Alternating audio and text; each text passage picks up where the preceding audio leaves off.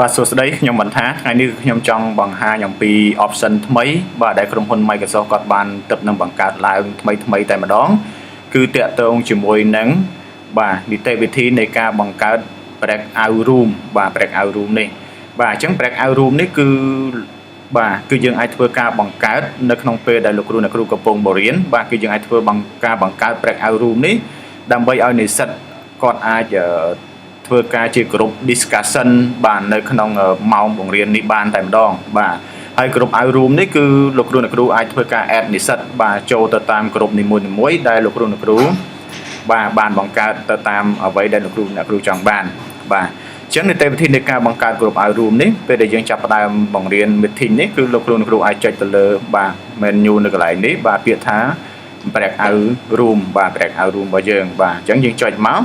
បាទអញ្ចឹងកន្លែងនេះគឺយើងមានយក automatic ហើយនឹងជាលក្ខណៈ menu បាទនីតិវិធីនៃការបង្កើតក្រុម out room នេះ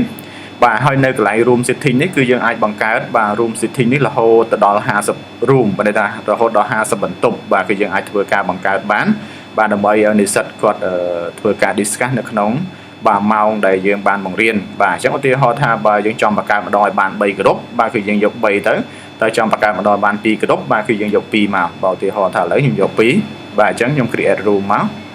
បាទអញ្ចឹងយើងនឹងទទួលបាន room មកគឺ room 2តែម្ដងបាទនេះគឺយើងទទួលបាន room 2បាទអញ្ចឹង room ទី1នេះគឺមានសមាជិកនៅក្នុងហ្នឹងបាទគឺមាន2នាក់បាទនេះគឺមាន2នាក់ហើយ room ទី2នេះគឺមានសមាជិកនៅក្នុងហ្នឹងម្នាក់បាទម្នាក់អញ្ចឹងសមាជិកដែលចូលរួមនេះគឺមាន3នាក់អញ្ចឹងសម្រាប់ room នីមួយ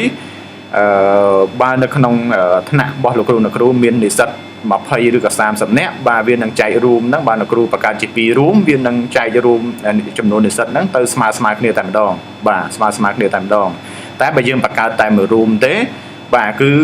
និស្សិតទាំងអស់នឹងចូលទៅ room តែមួយនឹងតែម្ដងបាទអញ្ចឹងពេលនិស្សិតចូលទៅ room មួយហើយលោកគ្រូអាចធ្វើការផ្លាស់ប្ដូរនិស្សិតបានបាទឧទាហរណ៍ថានិស្សិតនេះលោកគ្រូចង់ឲ្យចូលទៅ room ណាវិញលោកគ្រូអាចចុច tick ទៅលើបាទឈ្មោះនិស្សិតហ្នឹងទៅហើយចុចទៅលើប៊ូតុង assign បន្ទាប់មកលោកគ្រូឲ្យទៅ room មួយណាឧទាហរណ៍ចង់ឲ្យនិស្សិតបាទ info BBU នេះទៅ room 2វិញបាទអញ្ចឹងខ្ញុំតម្លាក់គាត់មកចូល room 2នេះវិញបាទ room 2នេះវិញហើយយើងអាច add room បន្ថែមទៀតបាទនៅក្នុងប៊ូតុង add នេះគឺយើងអាចធ្វើការ add room បន្ថែមបាទអញ្ចឹងបើយើងគិតថា room ប៉ុណ្ណឹងយើងគ្រប់ហើយសម្រាប់ធ្វើការ discuss បាទអញ្ចឹងយើងអាចចុចប៊ូតុង start ទៅដើម្បីធ្វើការ start room របស់យើងបាទអញ្ចឹងឥឡូវខ្ញុំចាប់ផ្ដើម start room តែម្ដងបាទខ្ញុំចាប់ផ្ដើម start ទៅលើ room ដែលខ្ញុំបានបង្កើតគឺ2 room ហ្នឹងបាទវាកំពុងតែ start អញ្ចឹងពេលដែលវាចាប់ផ្ដើម start room ហើយយើងនឹងទៅមើលទៅ user និស្សិតវិញតើនិស្សិតគាត់អាច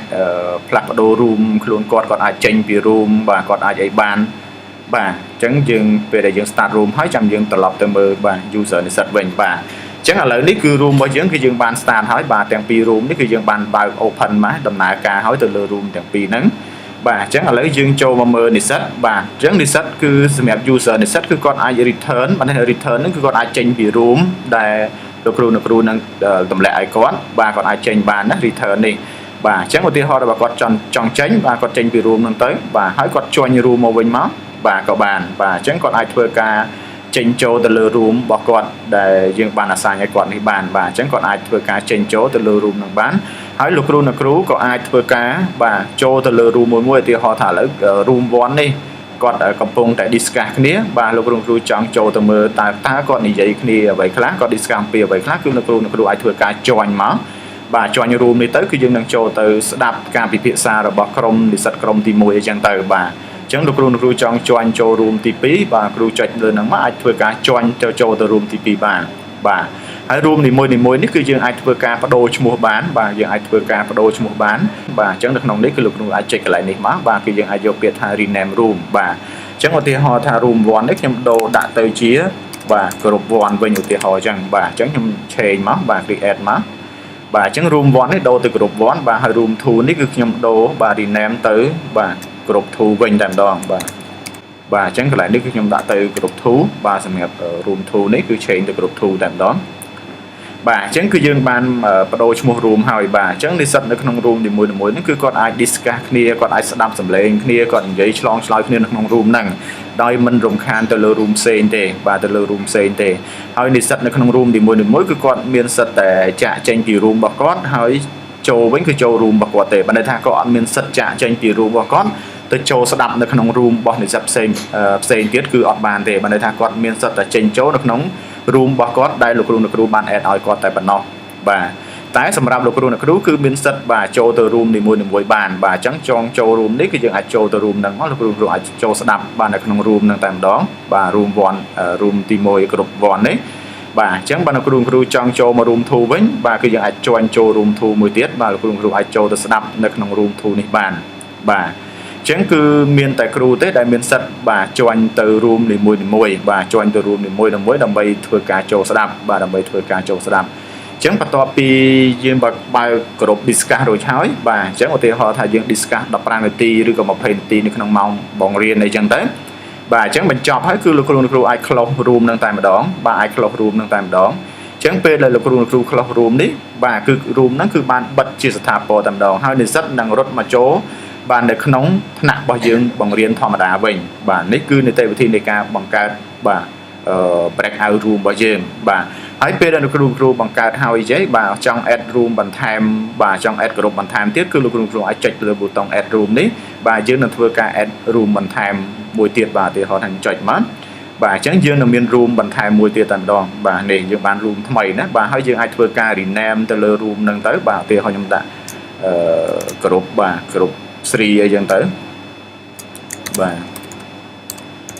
បាទអញ្ចឹងក្រុមស្រីមកយើងអាចបង្កើតបាទ room ថ្មីបាទហើយ room ទាំងអស់ហ្នឹងគឺលោកគ្រូនឹង room មានសិទ្ធិ delete ចេញវិញបាទបង្កើតហើយក៏មានសិទ្ធិ delete ដែរបាទទៅ room ទាំងអស់ហ្នឹងបាទអញ្ចឹងឧទាហរណ៍បង្កើតហើយអញ្ចឹងយើងចង់ delete វិញបាទយើងចុចទៅលើបាទ tray 3នេះមកបាទយក delete មកបាទហើយ delete room ទៅគឺ room របស់យើងនេះគឺយើងនឹងបាន delete បាទជាស្ថាពរតែម្ដងបាទអញ្ចឹងគឺយើងអាចធ្វើការ delete បង្កើតហើយគឺយើងអាចមានសិទ្ធិ delete វិញបាននៅក្នុង room នីមួយៗហើយ room ទាំងអស់ហ្នឹងគឺលោកគ្រូអាច stop ទៅបាទឧទាហរណ៍ថាឥឡូវខ្ញុំ close room តែម្ដងខ្ញុំឈប់ឲ្យ discuss ហើយយើងចាប់ដើម close room បាទអញ្ចឹងលោកគ្រូចុចលើប៊ូតុង close ទៅអញ្ចឹងនិស្សិតគាត់នឹងចាកចេញពី room ដោយស្វ័យប្រវត្តិតែម្ដងគឺត្រឡប់មកក្នុងបាទថ្នាក់របស់យើងវិញតែម្ដងបាទយើងរងចាំតិចទៅយើងនឹងឃើញហើយបាទព្រោះការ close នេះវារៀងដំណើរការយឺតបន្តិចបាទយឺតបន្តិចបាទអញ្ចឹងពេលដែលយើង close room រួចហើយបាទសម្រាប់និស្សិតទាំងអស់គឺគាត់នឹងរត់ចូលមកក្នុងបាទ room ដែលនិស្សិតដែលលោកគ្រូត្រូវបង្រៀនវិញតែម្ដងបាទអញ្ចឹងគឺនឹងចូលមកវិញបាទអញ្ចឹង room នេះគឺយើងបិទហើយបាទគឺយើងលែងដំណើរការហើយបាទអញ្ចឹងពេលដែលលោកគ្រូលែងដំណើរការហើយលោកគ្រូចង់ delete room នឹងចោលបាទក៏បានគឺយើងអាចធ្វើការ delete ទៅបាទតែបើលោកគ្រូមិនចង់ delete ទេបាទទុកទៅក៏បានដែរបាទគឺអត់មានបញ្ហាដែរបាទថ្ងៃក្រោយគឺយើងអាចធ្វើការdiscussion នៅលើ room ចាស់នឹងដដែលទៀតបាទនេះគ្រាន់តែខ្ញុំឧទាហរណ៍ថាយើងអាចធ្វើការបង្កើតនិង delete បាទទៅលើ room ទាំងអស់នេះបានបាទអូខេអរគុណ